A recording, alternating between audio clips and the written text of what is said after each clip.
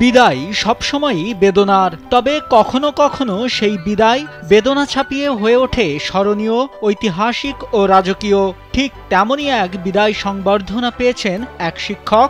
রোববার প্রিয় শিক্ষককে রাজকীয় এক বিদায় সংবর্ধনা দেয়া হয়।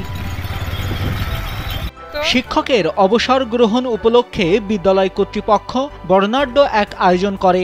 বিভিন্ন ফুলের মালা দিয়ে সাজানো ঘোড়ার গাড়িতে চড়েই ৩০ বছরের শিক্ষকতা শেষে অবসরে যান সেই শিক্ষক।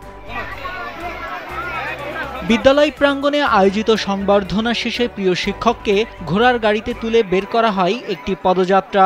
এ সময় ফুল বর্ষণ করে শিক্ষক শিক্ষার্থীরা প্রিয় শিক্ষকের প্রতি জানায় ভালোবাসা ও সম্মান। আর ঘোড়ার গাড়ির পেছনে হেঁটে অংশ নেন শত শত শিক্ষার্থী, যেন এটি রূপ নেয় এক আবেগঘন শ্রদ্ধা র্যালিতে। এমন বিদায় পেয়ে আপ্লুত শিক্ষক সাইদুর রহমান।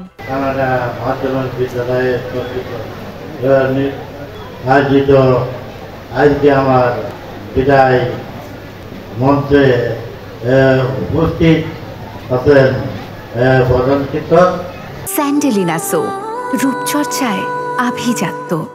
প্রিয় শিক্ষকের বিদায়ের সময় আবেগপ্রবণ হয়ে পড়েন অনেক সহকর্মী।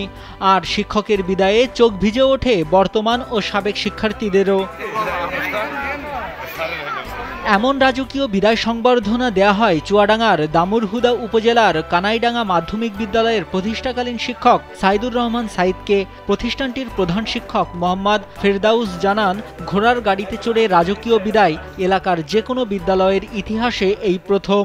আল্লাহর অশেষ মেহেরবানিতে এই প্রতিষ্ঠানটার হয়তো স্বপ্ন দেখেছিলাম এবং সেই স্বপ্নকে ধারণ করার জন্য আমার এই সমপর্যায়ে যারা ছিল তাদেরকে সাথে নিয়ে এবং এই গ্রামে যারা কর্ণধার বলে আমি মনে করতাম, যাদের পদচারণায়, যাদের সিদ্ধান্তে, যাদের কথায় এবং সহযোগিতায় একটা প্রতিষ্ঠান করা যেতে পারে বলে আমি মনে করছিলাম। অনুষ্ঠান শেষে বিদায়ী শিক্ষককে ঘোড়ার গাড়িতে করে নিজ বাড়িতে পৌঁছে দিয়ে আসেন বিদ্যালয়ের সভাপতি ও সহকর্মীরা। এ সময় গ্রাম জুড়ে তৈরি হয় উৎসবমুখর পরিবেশ। আর ঘোড়ার গাড়ির পেছনে হেঁটে অংশ নেন শত শত শিক্ষার্থী। নাইমুল হাসিব, কালবেলা।